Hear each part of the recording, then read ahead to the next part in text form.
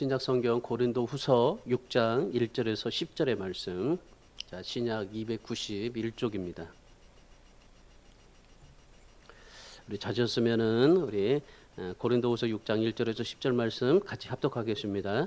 우리가 하나님과 함께 일하는 자로서 너희를 권하노니 하나님의 은혜를 헛되이 받지 말라. 이르시되 내가 은혜 베풀 때에 너희에게 듣고 구원의 날에 너를 도왔다 하였으니 보라 지금은 은혜 받을 만한 때요 보라 지금은 구원의 날이로다. 우리가 이 직분이 비방을 받지 않게 하려고 무엇이든지 아무에게도 꺼리끼지 않게 하고 모든 일에 하나님의 일꾼으로 자천하여 많이 견디는 것과 환난과 궁핍과 고난과 매맞음과 갇힘과 난동과 수고로움과 자지 못함과 먹지 못한 가운데서도 깨끗함과 지식과 오래 참음과 자비함과 성령의 감화와 거짓이 없는 사랑과 진리의 말씀과 하나님의 능력으로 의의 무기를 좌우에 가지고 영광과 욕됨으로 그러했으며 악한 이름과 아름다운 이름으로 그러했느니라. 우리는 속이는 자 같으나 참되고 무명한 자 같으나 유명한 자요 죽은 자 같으나 보라 우리가 살아있고 징계를 받은 자 같으나 죽임을 당하지 아니하고 근심하는 자 같으나 항상 기뻐하고 가난한 자 같으나 많은 사람을 부유하게 하고 아무것도 없는 자 같으나 모든 것을 가진 자로다. 아멘. 여러분이 잘 아시는 헬렌 켈러라는 사람이 있습니다. 제가 가끔 이제 이분에 대해서 이제 얘기를 하는데 이분은 귀머거리 벙어리 소경입니다. 그러니까 삼중고의 그런 아픔을 겪었죠. 참 이분을 보면은 정말 이 비참한 인생들이 참 많지만은 비참한 불구의 인생 중에서도 참 너무나 정말 이 비참하다고 생각할 정도로 살았던 사람입니다. 한번 생각해 보세요. 이 들리지도 않고 말도 못하고 이제 보이지도 못하는 그런 삶을 산다고 한번 생각해 보십시오. 얼마나 답답하겠어요. 우리가 정말 보지 못한다는 것 한 가지만 가지고도 우리가 정말 인생을 참 어렵게 힘들게 살 수 있을 텐데 그런데 이분은 그 세 가지를 가지고 삶을 살았습니다. 이 설리반이라는 선생을 통해서 이제 하나님을 만나게 돼요. 예수 그리스도를 자기 이제 구주로 영접하게 되고 인생이 변화되고 그리고 나서 일평생 동안 하나님 앞에 감사하면서 살아가는 그런 이 헬렌 켈러라는 그런 분이 있습니다. 그렇게 어려움을 겪고 살면서도 늘 잊지 않는 게 한 가지가 있었어요. 하나님 감사합니다. 보이지 않으면은 세상에서 보이지 않는 것, 악한 것 보이지 않고 또 들리지 않는 것, 정말 그 나쁜 소리 들리지 않고 그럼에도 불구하고 하나님 보이고 천국이 보이고 천국의 소리가 들려서 너무나 감사하다. 그렇게 삶을 살았던 사람이 헬렌 켈러입니다. 크루스비라는 사람도 있습니다. 태어난 지 6개월 만에 의사의 오진으로 인해서 소경이 됐습니다. 그럼에도 불구하고 하나님을 원망하지 않아요. 끝까지 하나님을 믿고 의지하고 일평생 동안 이분도 감사하면서 삶을 삽니다. 그러면서 이분이 94세까지 살아요. 94세까지 살면서 약 한 600편의 찬송시를 지었습니다. 그리고 우리나라에도 한 18편이 이분의 찬송가가 기록이 되었는데 엄청난 거의 한 8,000편 정도 이제 찬송시를 지었다고 그래요. 여러분 이런 삶을 살았던 이분들의 모습을 보면은 참 우리는 아무것도 아니잖아요. 우리는 말도 할 수 있고 먹을 수도 있고 뭐 좀 아프면은 힘들지만은 그럼에도 불구하고 우리가 여러 가지 볼 수 있고 들릴 수 있고 말할 수 있어서 얼마나 감사합니까? 우리가 정말 하나님 앞에 우리의 그러한 삶이 얼마나 하나님 앞에 감사가 우리에게 주어지는가라는 것을 우리가 생각해 보면은 참 우리의 감사는 아무것도 아닌 것 같아요. 우리나라의 새마을 운동을 창시했던 분이 누구냐면 이 유태영 박사입니다. 우리나라 처음으로 이 새마을 운동을 도입을 했고 또 이제 시작을 했던 분이 유태영 박사예요. 이분이 전라북도 임실에서 태어났습니다. 얼마나 가난한 농부로 태어났는지 너무나 힘들었어요.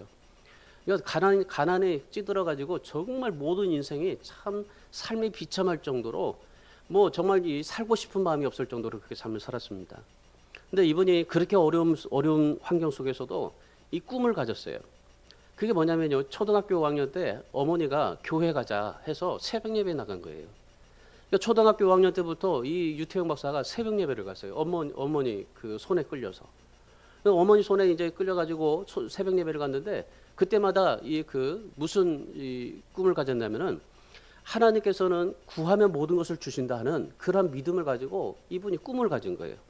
그래서 내가 지금 비록 이렇게 절망 속에서 힘들게 가난 속에서 살고 있지만은 그러나 반드시 하나님께서 나를 통해서 정말 쓰시고, 또한 내가 이렇게 가난한 농부에서 태어났는데 이 가난한 농부를 위해서, 가난한 어려운 사람들을 위해서, 시골의 그러한 이 사람들을 위해서 내가 정말 하나님 앞에 쓰임 받아 보겠다라고 그렇게 기도하고 그렇게 살았다는 겁니다. 지금도 뭐 86세지만은 이번이요 늘 빠지지 않는 게 새벽 예배예요. 새벽 예배 빠지지 않고 항상 기도하는 게 바로 이 초등학교 5학년 때부터 지금까지 이분이 그렇게 이 삶을 가졌던 겁니다.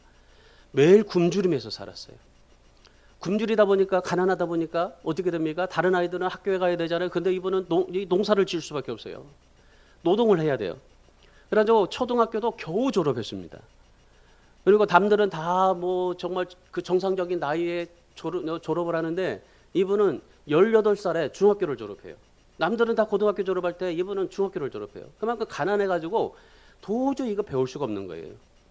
그래가지고 중학교 졸업하자마자 이분이 그냥 이제 다른 아이들은 이제 고등학교 졸업하니까 다 사회로 이제 그 뭐 사회로 가고 그다음에 또 대학교도 가고 그러잖아요. 그러니까 이분도 어쩔 수가 없었어요. 그러니까 늦게 중학교를 졸업했지만은 그게 서울로 올라갔어요. 서울 올라가서 구두 닦기 하죠, 신문 배달하죠, 행상도 하죠. 얼마나 많은 일을 했는지 몰라요. 너무나 배고파가지고 막 쓰레기통을 뒤져가면서 먹을 것을 구하면서 그렇게 삶을 살았습니다. 그야말로 정말 그 인생이 비참하기는 너무나 비참했어요. 이런 인생인데도 불구하고 이 유태용 목사가 꿈을 잃어버리잖아요. 내가 반드시 정말 농촌을 위해서 크게 하나님 앞에 쓰임 받을 수 있을 거다. 그러면서 그렇게 쓰레기통을 뒤져가면서 먹을 것을 먹으면서 야간 고등학교를 마쳐요. 그러고 나서 건국대학교에 이제 입학을 하게 됩니다. 농촌을 살리겠다는 그 꿈 하나 가지고 어머니를 따라서 정말 새벽 예배 가서 하나님 앞에 그렇게 그 꿈을 하나님 앞에 드리고 꿈을 이루어 달라고 하나님 앞에 기도하는 그것 하나 때문에. 그래서 농촌을 살리려면 어떻게 될까? 그래서 이제 이 건국대학교 다니면서 덴마크가 그 당시에 제일 농업에 아주 정말 부유했었습니다. 그래서 덴마크에 가서 공부하고 싶다 그렇게 생각을 했어요. 유학을 가고자 했는데 근데 뭐 돈이 있습니까? 빽이 있습니까? 아무것도 없어요. 그러니까 할 수 있는 게 뭐 그에게는 할 수 있는 게 아무것도 없었어요. 근데 할 수 있는 게 한 가지가 있었어요. 그게 기도였었습니다. 모든 삶에 다 할 수 없는데 그런데 이 기도 하나밖에 없었어요. 그러고 나서 이제 기도하는데 어떻게 돼요? 기도만 해서 뭐 될 일입니까? 누가 뭐 유학을 보내줍니까? 뭘 돈을 줍니까? 뭘 합니까? 유학 간다고 해서 다 되는 게 아니잖아요. 얼마나 또 생활비가 필요하겠어요. 그래서 이분이 덴마크 이 국왕에게 편지 한 통을 썼어요. 편지 한 통을 쓰고 그냥 이름만 그냥 덴마크 대통령이라고 쓰고 그리고 자기 그냥 그 이름만 썼어요. 누가 갖다 주겠습니까? 어떤 사람이 어떤 배달부가 어떤 사람이 그 아무 주소도 없고 그냥 대통령이라고 하나만 쓰고 그렇게 편지를 보냈는데 누가 알아주겠어요? 그런데 하나님께서 정말 기가 막히게 그 덴마크 국왕에게 그 편지가 도달했고 그리고 그 덴마크 국왕으로부터 편지가 연락이 온 거예요. 전액 장학금으로 줄 테니까 와서 공부하라고. 그래가지고 이분이 가서 이제 공부를 하게 됐습니다. 공부를 하고 그리고 나서 이제 히브리로 가서 이제 거기서 이제 또 공부를 하고 그리고 한국에 왔어요. 그때 마침에 이제 한국에 딱 돌아오니까 이 박정희 대통령이 유태용 박사를 불렀어요. 가서 덴마크 가서 이제 농업을 공부하고 이제 모든 그런 여러 가지 많은 것을 공부했으니까 너 와서 새마을 운동 좀 해봐라. 농촌 한번 우리 살려봐라. 우리가 어떻게 잘 살 수 있을까? 잘 사는 것을 한번 생각해보라. 그래서 이분이 생각한 게 새마을 운동이에요. 그래가지고 박정희 대통령이 전적으로 유태용 박사를 밀어줘가지고 새마을 운동이 시작이 된 거예요. 그러니까 새마을 운동이 유태용 박사로부터 시작이 된 겁니다. 그리고 나서 이제 모든 것들을 이루어가면서 이제 그 농업에 대해서 엄청나게 이제 이분이 헌신하고 봉사하고 그래서 이 우리나라 이 농업을 살린 사람이 바로 유태용 박사입니다. 그렇게 힘들고 어렵고 답답하고 그런 상황 속에서도 꿈을 잃어버리지 않아요. 하나님 앞에 기도해서 하나님 내가 정말 농촌을 살리기 위해서 하나님 이 꿈에 절대로 하나님 기억하시고 잃어버리지 말라고. 그래서 이분이 세 가지 신앙을 꼭 지켜요. 이 세 가지 신앙을 들으는데 첫 번째가 새벽기도, 두 번째가 언제나 어디서나 늘 어떤 상황이 닥치더라도 하나님을 의지하고 말씀을 믿는 것. 그리고 세 번째가 감사예요. 그러니까 하나님 앞에 새벽기도, 그리고 하나님의 말씀을 믿고 감사하는 것. 이 세 가지가 이분의 신앙의 그러한 이 삶의 모토예요. 이것만 가지고 하나님 앞에 매달려요. 초등학교 5학년 때부터 이분이 이거를 철저하게 지켜요. 어머니가 손잡고 가면서 새벽 예배 가면서 가르쳤던 게 이 세 가지예요. 너는 정말 이 세 가지만 꼭 지켜라. 하나님 앞에 늘 새벽 예배 드리고 어떤 상황 속에서도 어떤 상황이 내게 닥치더라도 죽음의 위기가 나에게 닥치더라도 하나님을 절대적으로 의지해라. 말씀을 믿으라. 그리고 무슨 일이 있어도 너는 감사해라. 그런데 이분이 이런 삶을 살다 보니까 하나님 앞에 그렇게 쓰임받을 수 있게 됐던 겁니다. 유태영 박사가 작년에 간증을 하면서 이런 말을 했어요. 여러분, 환경을 탓하지 마십시오. 은혜를 붙잡으십시오. 감사를 헛되이 쏟지 말고 더 큰 감사를 하면서 사십시오. 이분이 늘 하나님 앞에서 그런 마음을 가져요. 하나님 앞에 감사하는 거, 내가 지금 감사하는데 내가 힘들고 어렵고 답답하면은 더 큰 감사로 하나님 앞에 영광을 돌려라. 그러면 그것이 반드시 하나님께서 그대로 이루어 주실 거라는 겁니다. 여러분, 이런 것을 보면서 유태영 박사나 헬렌 켈러나 크리스톱이나 이런 사람들 보면은 참 어려워요. 진짜 사실은 우리보다도 더 힘들어요. 그럼에도 불구하고 이분들이 그 하나님을 붙잡고 말씀 믿고 하나님 앞에 기도하면서 하나님을 의지하면서 삶을 살았는데, 여러분, 이런 것을 보면요, 이 사람이라는 것은요, 내가 노력한 만큼 대가를 얻고 또 돈을 쓰는 것만큼 혜택을 우리가 누릴 수 있다는 것을 우리가 보게 되는데, 여러분, 우리가 참 보면은 이 사람이 우리가 여러 가지로 많은 하나님의 은혜를 누리고 있다는 것을 생각해 보면은 얼마나 하나님이 우리에게 주신 것들이 많은지 몰라요. 하나님이 우리에게 주신 것들이 얼마나 많은데, 그런데 그 모든 것들이 하나님께서 우리에게 돈 받고 하신 게 아니에요. 다 공짜로 하나님께서 우리에게 주셨어요. 우리는 뭔가를 내야만이 우리가 살 수가 있어요. 과일 같은 것도 보세요. 돈을 줘야만이 과일을 살 수가 있는 겁니다. 반드시 뭔가를 돈을 줘야만이 그것을 살 수가 있는 우리의 인생인데, 그런데 하나님께서는 우리에게 모든 것을 다 거둬주셨어요. 여러분에게 생명수당 여러분 하나님이 원하셨습니까? 여러분은 지금 생명을 위해서 보험을 들고 있잖아요. 근데 하나님은 여러분에게 뭐 보험을 하나님께서 요구하시지도 않아요. 만약에 하나님이 우리에게 아마 원했다면은 우리도 다 생명보험을 하나씩 다 하나님 앞에 들으셔야 돼요. 근데 여러분이 생명보험을 드는데 하나님 앞에 여러분의 생명의 보험을 하나님 앞에 드려본 적이 있습니까? 여러분, 공기를 마시면서도 하나님 앞에 우리가 정말 하나님 너무나 숨 쉬는 게 감사합니다. 공기에게 감사해 보셨습니까? 햇빛에게 바람에게 감사해 보셨습니까? 우리가 햇빛을 너무나 쬐면 이 살이 타요. 살이 타면 살 타지 못하도록 얼마나 우리가 보호를 해요. 근데 이런 하나님이 주신 것이 얼마나 감사합니까? 구름을 주시고 비를 주시고 하늘을 주시고 바다를 주시고 우리의 모든 인생을 다 주셨습니다. 심지어 여러분에게 자식도 주셨죠? 이것들이 다 어떻게 됐습니까? 공짜로 주셨잖아요. 하나님께서 우리에게 나에게 뭘 해주면 내가 너에게 자식 줄 거야. 하나님이 내가 너에게 뭘 해주면 내가 너 생명을 연장시켜 주시고 너에게 뭘 줄 거야 하시지 않았어요. 한 번도. 하나님께서 우리에게 모든 것을 다 거저 주셨습니다. 그냥 다 공짜로 주셨어요. 얼마나 감사합니까? 특별히 우리가 천국 갈 수 있는 그 길, 구원의 길도 열어주셨어요. 여러분, 구원도 우리에게 다른 거 주셨습니까? 예수님은 우리에게 핏값이라는 것을 대가를 지불하면서 우리에게 구원을 주셨는데, 그런데 우리는 구원을 받았을 때 뭘 하나님 앞에 주님 앞에 드린 게 있습니까? 그냥 공짜로 다 받은 거죠. 믿으면 구원을 받았고 믿으면 하나님의 놀라운 은혜가 우리에게 주어졌는데 모든 것들이 다 공짜 아니었습니까? 그런 여러분, 우리가 하나님 없이는 살 수가 없는 존재인 겁니다. 그런데 우리는 내 힘과 내 노력으로 살아보려고 하죠.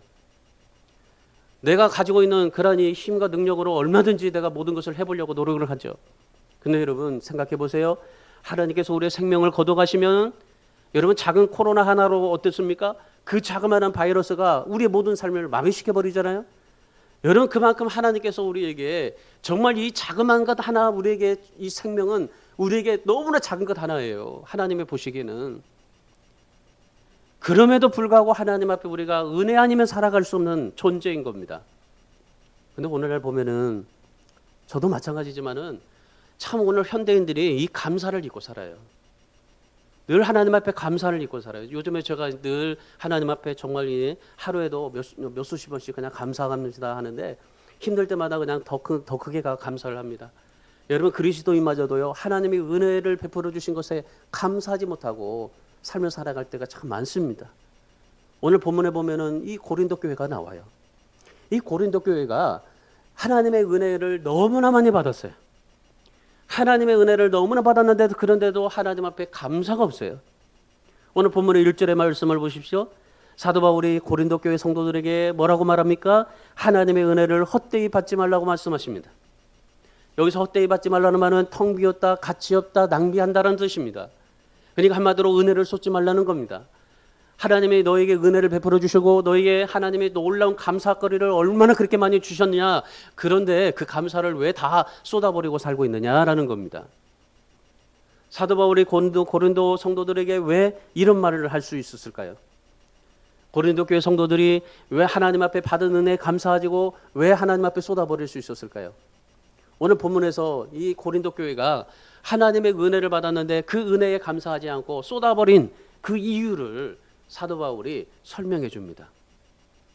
오늘 고린도 교회는요 신앙적으로 심각한 상태에 빠졌어요. 환경적으로 심각한 게 아니라 환경은 너무나 넘쳐났어요. 돈도 많았고 그리고 모든 환경에서 참 모든 것이 다 감사했습니다. 그런데 신앙적으로 그들에게 너무나 어려운 심각한 상태가 빠지게 됐어요. 그래서 사도 바울은 극단적으로 뭐라고 말합니까? 구원이 취소될 수 있는 시점까지 다다랐다. 그러면서 그렇게 심각하게 고린도 교인들에게 지적해 주고 있는 겁니다. 여러분 도대체 무엇이 고린도 교회를 그렇게 하나님의 은혜를 그렇게 받았는데 왜 그 은혜를 잊어버리고 감사를 쏟아버리고 또 이렇게 이 지경까지 빠지게 되었는가? 그것은요 신앙을 외적인 모습만 가지고 살았기 때문에 그래요.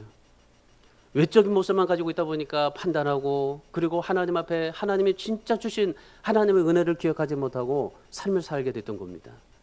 누가 돈을 잘 버느냐, 누가 높은 지위에 올랐느냐, 누가 진급했느냐, 누가 승진했느냐, 누가 정말 더 많이 로또에 당첨됐느냐, 그것만 가지고 살아요. 근데 그들의 신앙의 기준이 뭐가 되냐면 이거예요. 누가 돈을 잘 벌고 누가 높이 성공했느냐. 성공한 사람이 신앙의 기준이고 돈을 잘 번 사람이 신앙의 기준이고 모든 것들이 다 그게 신앙의 기준이 되어져 버렸던 거예요. 그러니까 정말 하나님 앞에 은혜 받고 신앙생활을 열심히 하는데도 불구하고 근데 구원을 받았어요. 구원을 받았는데도 불구하고 이런 기준이 있다 보니까 이 구원의 기준, 신앙의 기준이 하나님의 말씀이고 예수 그리스도여야 되는데 근데 예수 그리스도를 다 떠나요. 오직 정말 얼마나 많이 성공하고 얼마나 많이 잘 됐는가 이것만 가지고 신앙의 기준을 삼고 그들이 판단하고 정죄하고 그렇게 싸우고 살았던 겁니다. 고린도 교회가 받은 은혜가 너무나 감사했는데도 불구하고 그런데 이 바울이 지금 복음을 전하는데 이 복음에 대해서 배척을 합니다. 교만하고 싸우고 그리고 부도덕한 삶을 살고 그렇게 삶을 살았던 게 바로 이 고린도 교회입니다. 저번 주에 지금 한 달 동안 제가 이 고린도 교회를 통해서 지금 말씀을 하는데 여러분 저번 주에 어땠어요? 정말 하나님 앞에 실제적인 신앙과 삶을 살라고 그랬잖아요. 그래서 나눔의 삶을 살고 복음의 삶을 살고 은혜의 삶을 사는 이 고린도 교회의 모습을 봤어요. 그런데 여러분 불과 어때요? 지금 9장에서 그렇게 하는 이 고린도 교회가 나누고 복음으로 살고 은혜로 삶을 그렇게 풍성하게 삶을 살았는데 그런데 어때요? 6장에서는 지금 엄청난 위기에 빠져 있어요. 고린도전서 1장에서는 엄청난 하나님의 축복을 받아요. 하나님께서 이 고린도 교회에 얼마나 축복을 해주셨느냐면은 고린도전서 1장 5절에서 7절의 말씀해 보면은 그들의 그런 축복의 기준이 나옵니다. 뭐라고 말하냐면요. 이는 너희가 그 안에서 모든 일 곧 모든 언변과 모든 지식의 풍족함으로 그리스도의 증거가 너희 중에 견고하게 되어 너희가 모든 은사에 부족함이 없이 우리 주 예수 그리스도의 나타나심을 기다립니다. 지금 고린도 교회가요 엄청난 축복받았어요. 모든 언변과 모든 지식 모든 은사에 부족함이 없도록 하나님 앞에 축복을 받았던 겁니다. 5절의 말씀에서 언변과 모든 지식은 뭡니까? 말씀과 깨달음입니다. 하나님께서 말씀도 주셨고 그리고 그들에게 깨달음도 주셨어요. 6절에서는 그리스도의 증거들, 기적들, 엄청난 그런 것들을 하나님이 주셨습니다. 그리고 7절의 말씀에 보면은 모든 은사를 주셨어요. 우리가 너무나 잘 알잖아요. 고린도 교회에 보면은 은사가 어마어마하잖아요. 엄청난 은사들이 그들에게 있어요. 여기서 바로 뭐라고 말씀하십니까? 모든 은사에 부족함이 없이 줬다. 그러니까 고린도 교회에 나오는 모든 은사는요, 고린도 교회가 다 받은 거예요. 다 한 사람마다 다 있었던 거예요. 그럼 여러분, 이 세상에서 이 고린도 교회만큼 정말 하나님의 말씀과 깨달음을 받고 그리스도의 증거도 주고 모든 은사가 그렇게 풍족하게 넘칠 수 있었던 것은 고린도 교회 말고는 없어요, 사실은. 엄청난 축복과 엄청난 하나님의 은혜를 받은 거죠. 말씀, 깨달음, 은사, 여러분 이거라면요 엄청난 정말 삶을 살아갈 수 있을 겁니다. 신명기 33장 29절의 말씀해 보시면은 하나님께서 이스라엘 백성들에게 이렇게 말씀하십니다. 이스라엘 백성들에게도 하나님이 말씀을 주셨어요. 여러분 이 고린도 교회만큼은 이 이스라엘 백성들에게 주지는 않았어요. 하나님의 말씀을 주고 그 말씀대로 너희가 순종하면 복받고 또 너희가 불순종하면 저주받는다, 그런 말씀하셨지. 그리고 하나님께서 구약에 있는 백성들을 다 하나님이 그냥 이끌어 가셨어요. 없었을 때 만나를 주시고 구름과 불기둥으로 인도해 주시고 홍해를 가르게 하시고 요단강을 건너게 하시고 모든 것들을 그야말로 하나님께서 완벽하게 모든 것들을 다 이루어 주셨습니다. 그런데 지금 고린도 교회는 하나님께서 그만큼 모든 것을 다 부어 주셨어요. 신명기에서 하나님께서 이스라엘 백성들에게 너는 행복자로라 그래요. 너는 행복한 사람이다. 여호와의 구원을 너같이 얻은 백성이 누구냐? 너는 진짜 행복한 사람이다. 그러니까 구약의 백성들은요 하나님이 행복한 사람으로 만들어 주셨어요. 신약의 고린도 교회는요 풍족한 사람으로 만들어 주셨어요. 하나님께서 이스라엘 백성들을 선택하고 그런 하나님의 행복한 사람으로 선택해 주시고 인도해 주신 겁니다. 그래서 이 세상에서 정말 어떤 백성들보다도 가장 행복한 그러한 사람으로 하나님께서 만들어 주셨어요. 그런데 이스라엘 백성들이 어떻습니까? 우리가 너무나 잘 알잖아요, 역사를. 이스라엘 백성들이 하나님의 은혜에 감사하지 못합니다. 하나님이 주신 말씀에 더 의지하지 못하고 어떻게 합니까? 우상숭배를 범합니다. 하나님의 말씀보다도 내가 더 정말 좀 더 내 안에 안전하고 좀 안정장치가 되고 좀 내가 편안할 수 있는 것을 좀 있어야 되겠다고 생각하면서 그들이 하나님의 말씀 외에 다른 것들을 하나씩 두어요. 하나씩 두다 보니까 이게 있으면은 내가 마음이 편할 것 같아. 그래서 이걸 두고 또 이걸 두고 이걸 가지고 이게 있으면 내 마음이 좀 더 행복할 것 같아. 그래서 이것을 두고 이렇게 하나씩 두다 보니까 하나님이 더욱더 멀리해지고 모든 우상들로 그들이 가득 차게 돼요. 우상이요 한 가지만이 아니에요. 제주도만 해도 이 900개의 우상이 있잖아요. 우리도 지금 여러분의 인생 속에서도요 우상 덩어리가 얼마나 많은지 한번 세어보십시오. 정말 많을 겁니다. 그런 우상들을 다 이렇게 하나씩 하다 보니까 하나님의 은혜가 이들에게 멀어지게 된 겁니다. 그래서 결국 하나님의 은혜에 감사하지 못하고 우상숭배를 범해서 세상에서 가장 행복한 사람이 세상에서 가장 불행한 사람으로 만들어지게 됩니다. 세상에서 가장 불행한 사람으로 삶을 살아가는 이민족이 되어져 버린 겁니다. 한마디로 감사를 헛되이 쏟아버리게 된 겁니다. 여러분 우리 인생 속에서요 정말 중요한 게요 감사입니다. 다른 어떤 것보다요. 기도 중요하죠. 말씀 중요하죠. 우리에게 정말 하나님의 증거들 중요하죠. 그러나 감사가 없으면요 말씀이 있는들 무슨 소용이 있습니까? 감사가 없으면 우리가 기도한들 무슨 유익이 있습니까? 우리 안에 감사가 쏟아지게 되면요 정말 우리 인생이 이스라엘 백성들처럼 될 수밖에 없어요. 오늘 이 고린도 교회가 그렇게 하나님 앞에 풍족하게 축복을 받았는데 그들에게 뭐가 사라져요? 감사가 사라지게 된 겁니다. 오늘 우리가 하나님의 축복도 받는 거 중요합니다. 그러나 축복을 간직할 수 있는 이 감사 너무나 우리에게 중요한 겁니다. 그래서 오늘도 우리가 하나님 앞에 하나님께서 주신 은혜를 헛되이 받지 않고 감사를 쏟지 않으려면은 우리가 어떻게 해야 될까? 오늘 사도 바울이 우리가 하나님 앞에 이 추수감사절을 통해서 우리가 1년 동안 하나님 앞에 어떤 감사를 했는지 하나님이 주신 은혜와 축복을 여러분이 얼마나 간직하고 살아왔는지 아니면 쏟아버렸는지 한번 오늘 말씀 속에서 한번 여러분이 점검해 보시고, 오늘 이 고린도 교회에 그 사도 바울이 감사를 쏟지 않고 하나님의 은혜를 가지고 살아갈 수 있으려면 어떻게 해야 될까? 그들이 감사를 쏟아버렸던 세 가지 이유를 이제 설명을 합니다. 첫 번째가 뭐냐면은 하나님 앞에 정말 진정한 신앙의 표준이 보고, 그리고 감사가 되게 하고, 감사를 쏟지 않으려면 우리에게 뭐가 필요한가? 첫 번째, 겸손이 필요합니다. 겸손해야 된다는 겁니다. 고린도 교회가 겸손이 사라져 버렸어요. 오늘 본문 2절의 말씀을 보십시오. 2절의 말씀에 보시면은 이르시되 내가 은혜를 베풀 때에 너희에게 듣고 구원의 날에 너를 도왔다 하였으니 보라 지금은 은혜 받을 만한 때요 보라 지금은 구원의 날이로다. 이 말씀은 이사야서 61장 1절에 이사야 선지자가 이제 말씀했던 글을 인용한 말씀입니다. 그래서 바울이 고린도 교회들을 향해서 심각한 말씀을 전해주고 있습니다. 고린도 교회가 지금 왜 이 사도 바울이 이런 말씀을 해야 되는가? 은혜 받을 만한 때요 지금은 구원의 날이로다. 왜 이런 말씀을 해야 되는가?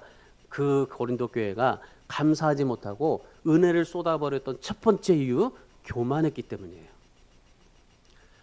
고린도 교회가 기독교의 진리를 너무나 많이 알았습니다. 얼마나 하나님께서 이들에게 말씀을 주셨고 깨달음을 얼마나 많이 주셨는지 엄청난 그러니 진리를 많이 알았어요. 그 정말 어떤 누구보다도 진리를 많이 알고, 그리고 모든 은사를 다 받았어요. 그래서 그들이 열심히 교회를 섬겼습니다.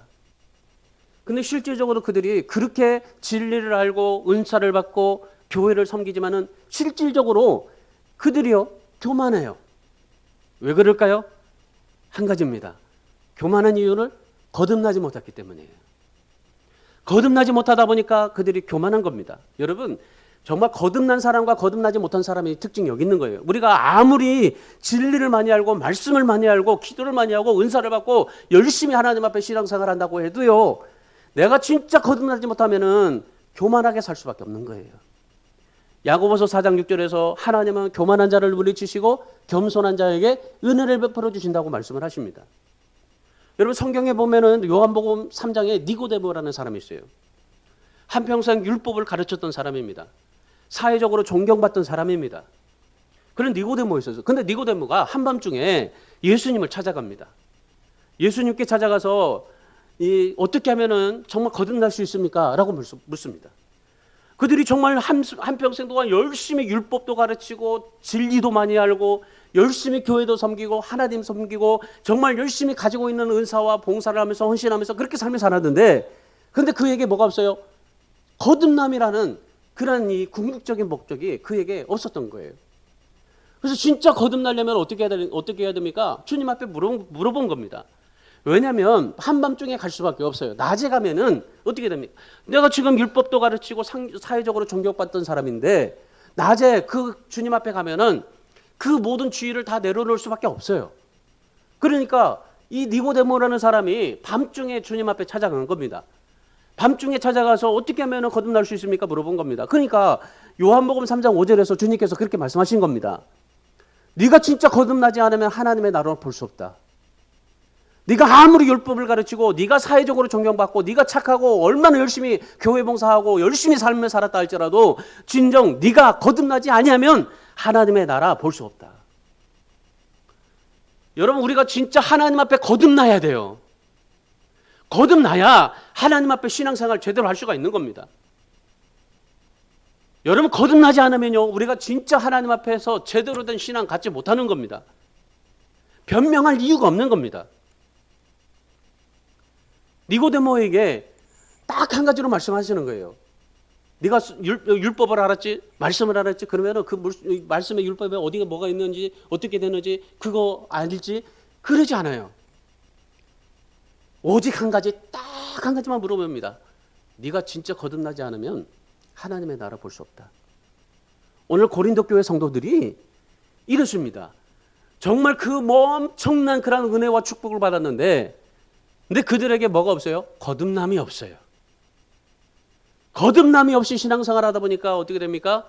외적으로는 너무나 화려합니다. 그러나 내적으로는 정말 하나님 앞에 예수 그리스도가 그 안에 없는 겁니다. 모든 삶을 살아갈 때 예수 그리스도가 그 인생을 주도하지 못하는 겁니다. 그러다 보니까 정말 이 고린도 교회 성도들이 그런 외적으로 신앙생활을 하다 보니까 뭐가 오게 됐냐면요, 형식주의가 와요. 그 형식주의가 오는데 하나님을 열심히 믿어요. 그 믿는 그 형식적으로 오다 보니까 지나친 형식주의가 그들에게 와요.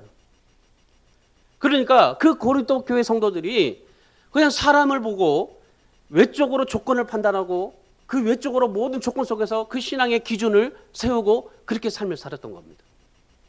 그러다 보니까 정말 내적으로 하나님 앞에서 삶을 살아가야 하는 나의 죄도 보지 못하고 나의 신앙의 점검도 하지 못하고 내가 어떤 신앙을 하고 있는지 그걸 느끼지 못하고 삶을 살아가게 되는 겁니다. 여러분, 진짜 우리가 하나님 앞에 진정한 하나님의 복을 받으려면은 여러분, 우리 낮아지셔야 됩니다. 은혜는 낮은 대로 흐릅니다. 우리가 겸손할 때 하나님께서 우리를 보시고 은혜를 주시는 겁니다. 하나님이 우리에게 은혜를 주시는 자 어떤 자요? 낮은 자예요. 겸손한 자예요. 2절의 말씀 보세요. 은혜를 받고 구원을 받는데 중요한 단어 하나가 소개되고 있죠. 뭡니까? 지금이라는 단어입니다. 지금. 그러니까 은혜는 다음에 받겠다는 게 아니에요. 은혜는 지금 받아야 됩니다. 구원을 받아야 된다면 지금 받아야 됩니다. 은혜를 받는다면 지금 받아야 됩니다. 축복을 받고자 한다면 지금 받아야 됩니다. 항상 우리는요, 지금이 돼야 돼요. 신앙은 나중이 아니에요. 다음이 아니에요. 항상 지금입니다. 오늘 고린도 교회 성도들에게 사도 바울이 첫 번째로 가는 게 지금이에요. 항상 교만하고 하나님 앞에 지금 은혜를 받아라. 우리가 신앙생활 속에서요, 정말 중요한 것은 지금이라고 생각이 됩니다. 여러분, 감사 지금 해야 돼요. 감사하는 건 나중에 하는 게 아닙니다. 내가 다음에 하지 않아요. 용서 나중에 하는 게 아니에요. 지금 해야 됩니다. 선교 지금 해야 됩니다. 봉사 지금 해야 됩니다. 이것이 겸손한 자의 특징입니다. 지금. 우리 사랑하는 성도 여러분이 정말 지금이라는 신앙을 가지고 하나님 앞에 늘 겸손하셔서 정말 내가 외적으로나 내적으로나 하나님 앞에 겸손한 자로 하나님 앞에 서서 정말 하나님이 주신 풍족한 것들을 잘 지키고 또 더 큰 풍성함과 감사함으로 여러분이 하나님 앞에 많은 축복의 열매를 맺고 살기를 주님의 이름으로 축원합니다. 두 번째는 자천해야 돼요. 자천. 본문 4절과 5절의 말씀을 보십시오. 우리 4절 5절 말씀 우리 함께 읽습니다. 시작. 오직 모든 일에 하나님의 일꾼으로 자천하여 많이 견디는 것과 환난과 궁핍과 고난과 매맞음과 갇힘과 난동과 수고로움과 자지 못함과 먹지 못함 가운데서 그랬습니다. 오늘 사도 바울이 자신은 하나님의 일꾼으로 자천했다는 겁니다. 이 자천했다는 말은 무슨 말이냐면요, 스스로 선택했다는 말입니다. 이 자원했다는 말이죠. 사도 바울이 스스로 자원했습니다. 스스로 선택했기 때문에 오늘 이 본문에서 지금 사도 바울이 이 4절과 5절에서 말씀하는 게 10가지가 나와요. 10가지 고난과 역경을 겪었다고 그래요. 그러니까 사도 바울은 자기가 신앙생활하면서 이 10가지 고난과 역경을 스스로 자천을 해요. 뭡니까?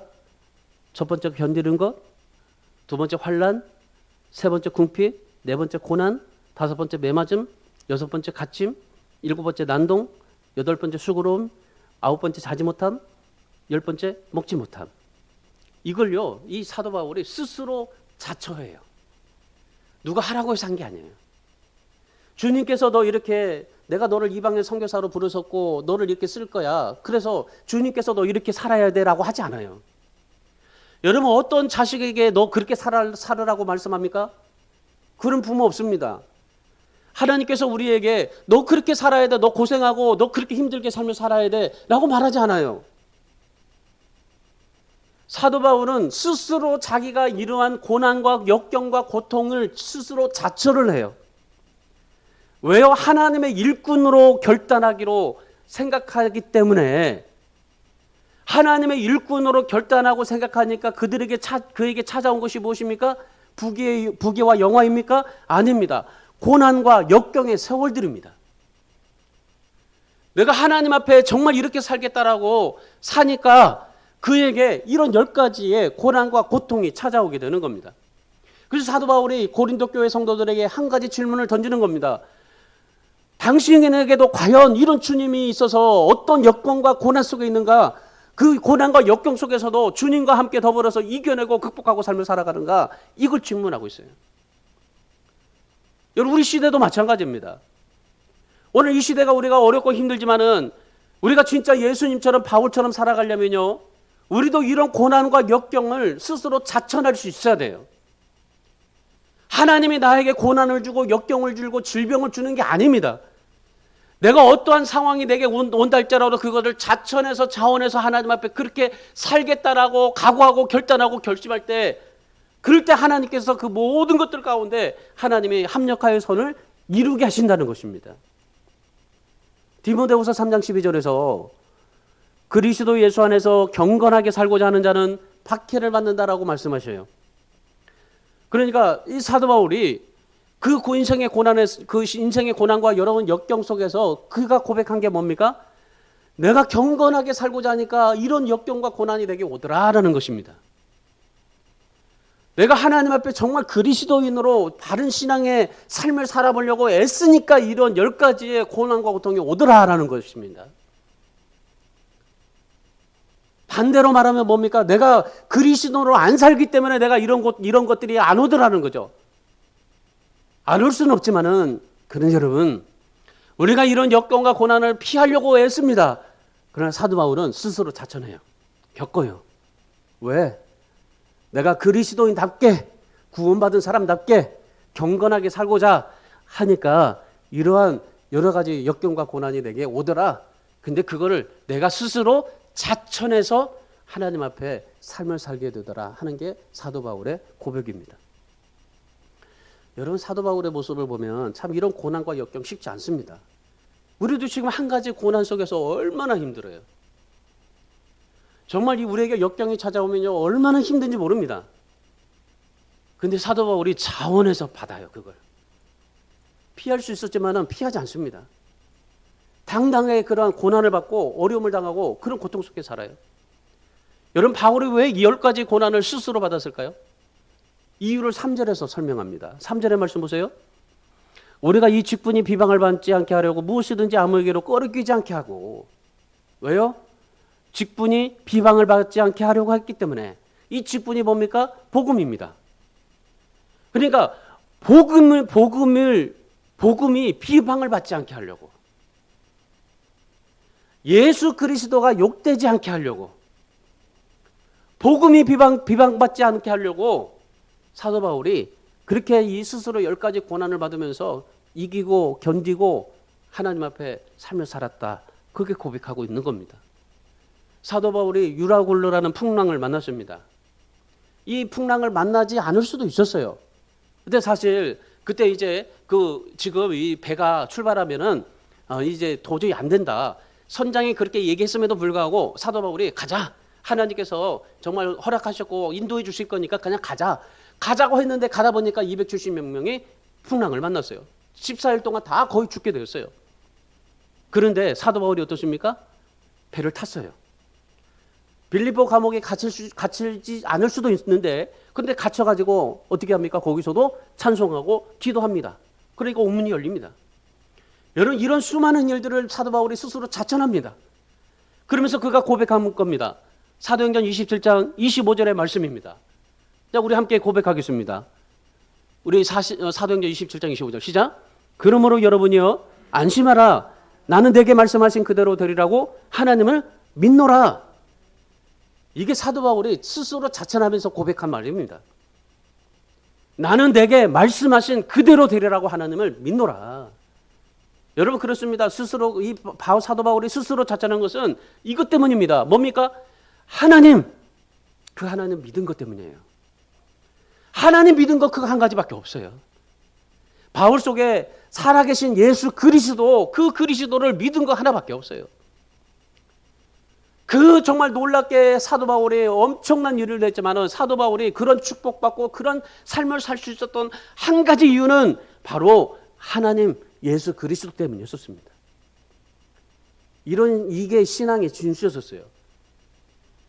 여러분, 신앙의 진수는요, 고난 가운데 드러나게 되어 있습니다. 어떤 고난 가운데서도 내 속에 예수 그리스도가 살아있게 하느냐, 살아내느냐에 따라서 복음이 복음될 수 있는 겁니다. 여러분, 그래서 오늘 우리가 여러분 지금 뭐 코로나로 인해서 뭐 여러 가지 많은 환경 속에서 참 어려움 힘듭니다. 그러니 여러분, 지금 우리가 해야 될 것은요, 복음의 능력을 나타낼 수 있어야 되는 겁니다. 우리 교회도 지금 힘든 시기를 지나고 있습니다. 그런데 여러분, 저와 여러분이 이 복음의 능력을 보여줄 수 있어야 됩니다. 오늘 사도 바울처럼 정말 이 복음의 능력, 힘을 정말 나타낼 수 있고, 그리고 이 사도 바울 같이 여러분이 안심하라, 나는 내게 말씀하신 그대로 되리라고 나는 하나님을 믿노라 하는 이 고백을 통해서 우리도 정말 어떤 고난 앞에 굴복하지 않고 고난을 넘어설 수 있는 복음의 능력, 그래서 스스로 자천해서 이 복음 때문에 자천했던 사도 바울처럼 우리도 하나님 앞에 정말 이 복음을 위해서 스스로 자천하고, 그리고 이 복음의 능력을 나타낼 수 있는 그러한 저와 여러분이 되실 수 있기를 바랍니다. 그래서 여러분이 정말 많은 것들에 대해서 투자를 합니다. 1년 동안 여러분이 얼마나 많이 투자해서 지금 이렇게 1년 동안 여러분이 결산해 보면 이렇게 많은 것들을 얻었잖아요. 여러분, 신앙에 대해서도 이렇게 좀 많이 투자하십시오. 정말 신앙에 재테크 좀 많이 하세요. 하나님의 나라를 위해서 좀 많이 투자하십시오. 좀 더 한 번이라도 더 예배에 투자하고, 그리고 봉사하고 기도하고 이런 헌신에 좀 투자하십시오. 자천해서 투자한 만큼 사도 바울이 고백하는 것, 감사할 것으로 돌아온다라는 것이었습니다. 여러분, 그래서 오늘 우리가 더 하나님 앞에 씨를 뿌리고, 그리고 열매를 거두고, 제가 뭐 이 배추를 처음 배추를 심어봤어요. 인생에서 제가 몇 년 전에 한번 배추 심어가지고 좀 자라면서 이 벌레가 뜯어먹어가지고 열받아서 그냥 다 먹으라고 해가지고 별로들이 아마 뱉어져서 죽었을 거예요. 그래가지고 배추를 아예 그냥 심어볼 생각을 안 했어요. 근데 올해 우리 정목원 선생님이 얘기해줘가지고 배추를 어떻게 관리하는 방법을 알려줘가지고 배추를 심었어요. 이렇게 컸어요.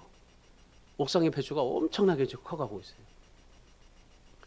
여러분, 씨를 뿌리는 것만큼 여러분 이렇게 커가지게 되고 열매 맺게 되는 겁니다. 세상에 제가 이 무를 심었는데 무가 저렇게 또 막 솟아오르는 줄 몰랐어요. 저는 처음 알았어요. 무가 막 땅 속에서 올라오는 걸 처음 느꼈어요.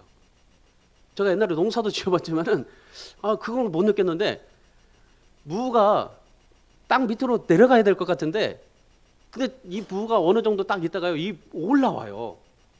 올라와가지고 이게 푸르스름하게 만들어지더라고요. 야, 이걸 보면서 참 이게 이 신앙이라는 게 이렇구나.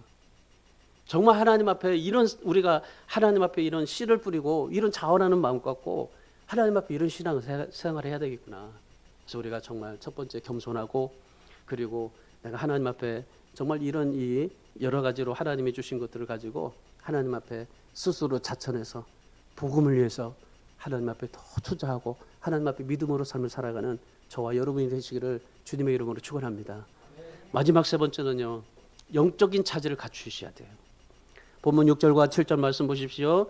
영적 자질에 대해서 9가지로 설명합니다. 사도 바울이 4절에서 5절에서 뭐라고 그랬어요? 9가지의 그런 고난과 역경을 겪었잖아요. 또 영적인 자질에 대해서 9가지를 설명합니다. 자, 6절 7절 함께 있습니다.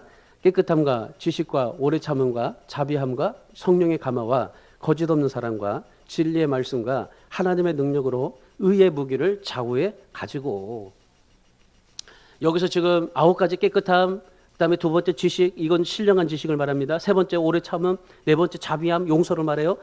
그다음에 다섯 번째 성령의 감화, 감동, 그다음에 여섯 번째 거짓이 없는 사랑, 일곱 번째 진리의 말씀, 그리고 여덟 번째 하나님의 능력, 그다음에 아홉 번째 의의 무기. 자, 이게 뭘까요? 영적인 자질입니다. 우리가 하나님 앞에서 영적인 자질을 9가지를 설명해요. 이게 영적인 자질입니다. 우리가 하나님 앞에 삶을 살아갈 때 영적인 자질이 어떤가라고 느껴질 때, 여러분 이 사도 바울이 말하는 이 9가지를 여러분이 한번 얼마나 내가 9가지를 여러분이 테스트해 보면서 내가 얼마나 영적인 자질을 가지고 있는지를 여러분이 한번 체크해 보십시오. 여러분, 사실 우리도 이 영적인 자질을 갖추고 살아야 되는 게 우리의 신앙의 목표입니다. 근데 사도 바울은요, 이런 영적인 자질을 갖기 위해서는 무엇이든지 초월했습니다. 사람들의 그런 평가에 연연하지 않았습니다. 사람들이 무엇을 말하든지 흔들리지 않았습니다. 어떤 상황, 어떤 문제, 이걸 뛰어넘었습니다. 이런 영적인 자질을 갖추기 위해서, 그래서 그가 어떻게 고백합니까? 이런 영적인 자질을 갖추고 삶을 살다 보니까 그가 고백하는데 8절에서 10절의 말씀입니다. 8절에서 10절에 뭐라고 말합니까? 8절에서 내가 욕을 먹어도 아름답게 살 수 있었고 무명한 자 같으나 유명하게 되었고 근심할 수 있었지만 그러나 항상 기뻐하며 삶을 살았다.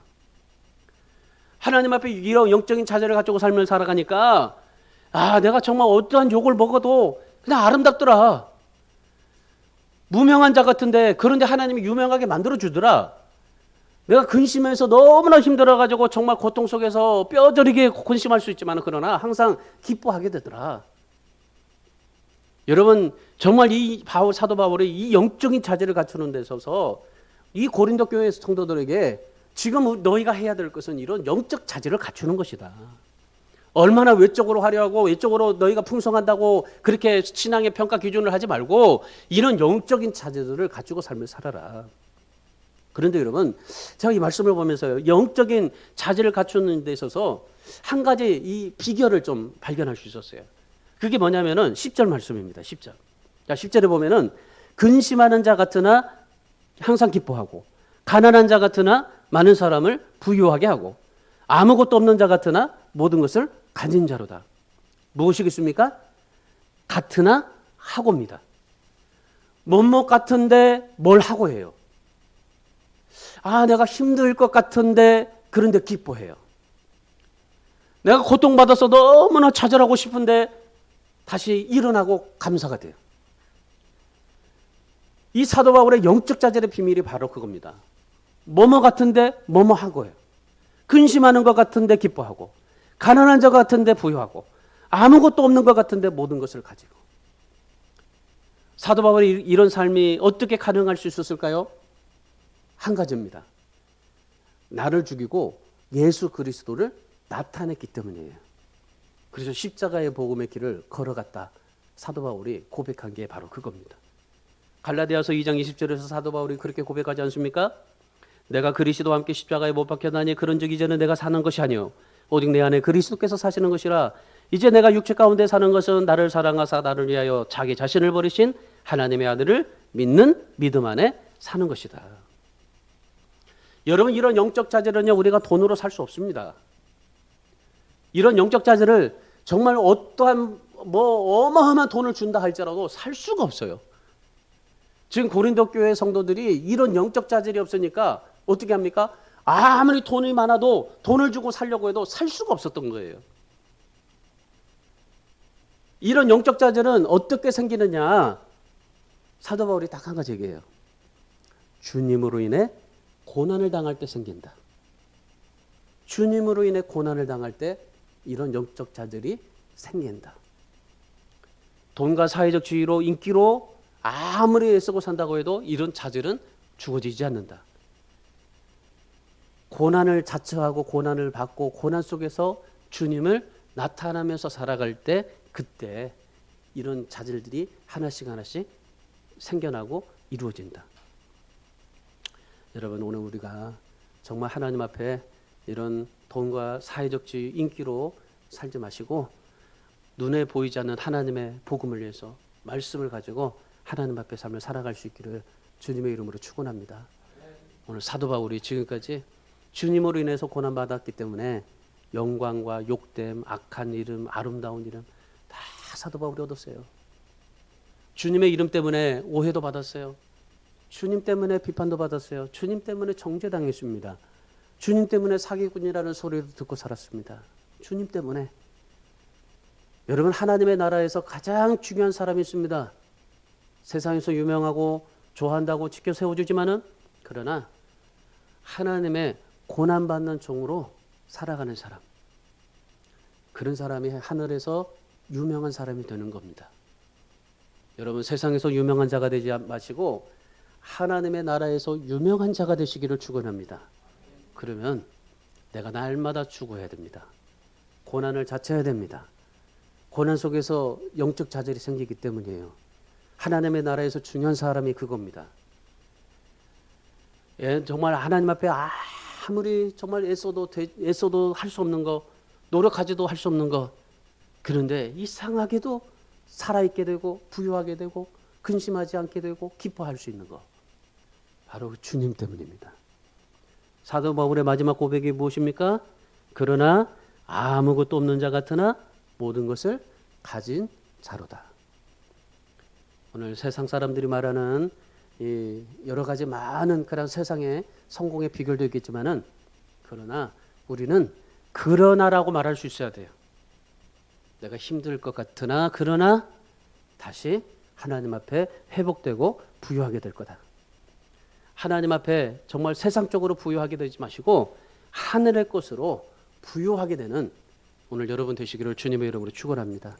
그래서 정말 이 추수감사절에 우리가 사도 바울 이 고린도 교회가 감사하지 못하고 정말 은혜를 헛되이 쏟아버렸던 그러한 이 고린도 교회의 모습을 통해서 오늘 우리도 하나님 앞에 정말 세상 것으로 죽어지고 하나님의 것으로 다시 태어나서 하나님 앞에 정말 뭐라고 하든지 간에 그러나의 신앙이 되시고 지금의 신앙이 되시고, 그리고 하나님 앞에 정말 겸손한 자로 서서 하나님 앞에 여러분이 감사를 헛되이 쏟지 마시고 더 큰 감사로 하나님 앞에 영광을 돌리는 저와 여러분이 되시기를 주님의 이름으로 축원합니다. 기도하겠습니다.